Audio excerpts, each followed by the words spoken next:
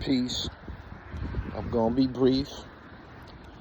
I watched 23 minutes of Willie D's interview with Vlad from Vlad TV.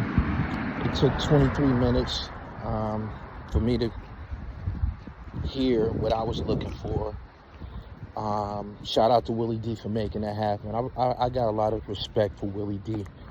Going back to the late 80s, early 90s. If you're familiar with Willie D's music and what he contributed to the Ghetto Boys, Willie D was always revolutionary. He was always political. He was always strong.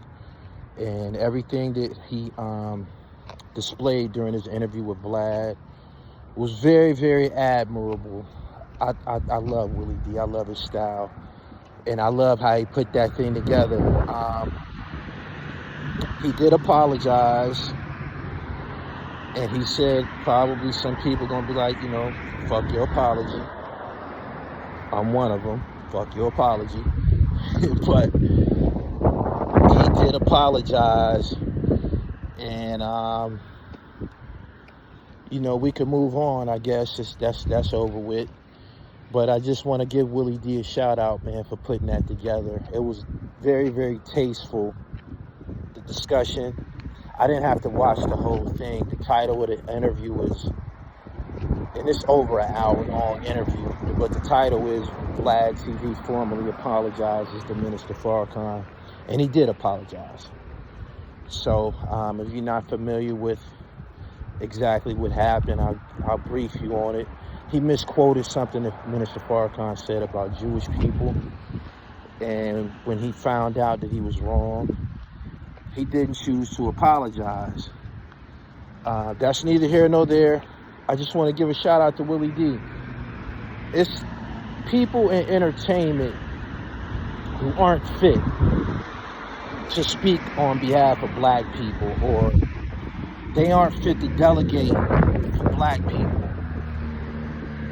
A lot of entertainers, a lot of musicians, a lot of pro athletes, they are not qualified to represent black people, but Willie D is one who is. He's always represented, you know what I'm saying? Not just collectively, but as an individual. If you familiar with his songs from back in the day, he had songs, he beefing with the president, he beefed with the Ku Klux Klan, he beefed with the Grammys.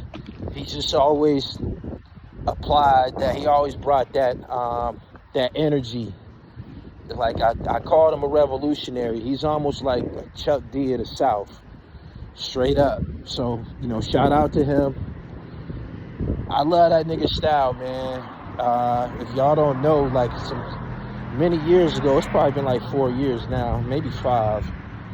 Something happened with Willie D's channel. Willie D went and got lawyers, the Nation of Islam, and a bunch of other people. He had a press conference. And YouTube gave that nigga his channel back. But he just don't play, man. Very no nonsense. And he made it clear that, even though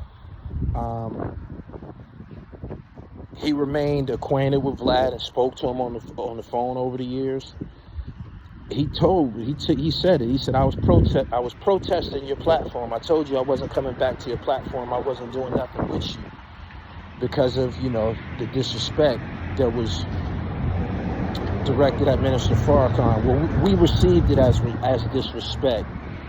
This was actually the incident that caused Lord Jamar and Godfrey to leave Vlad TV. Lord Jamar just, being the Lord and being a member of the 5% Nation. The 5% Nation and the Nation of Islam is basically one and the same. There's some differences, but the 5% Nation come from the Nation of Islam. Lord Jamar could no longer stand next to Vlad under those circumstances and be received and respected and admired by our people. Anyway, that's all I got on that. But yeah, for those who ain't, haven't followed this whole situation, the reason why Lord Jamar and Godfrey left, it was because of Minister Farrakhan. But he apologized. And like he said, some people will be like, you know, fuck your apology. It's been some years, but he did apologize. I know people from the nation don't give a fuck. I know Minister Farrakhan don't give a fuck. I don't give a fuck. But he did apologize. So we can move on. Make sure you follow me on Instagram at IamGullyTV_. Make sure you follow me on Twitter at GullyTV1. And make sure you follow me on TikTok, GullyTV1 as well. Peace.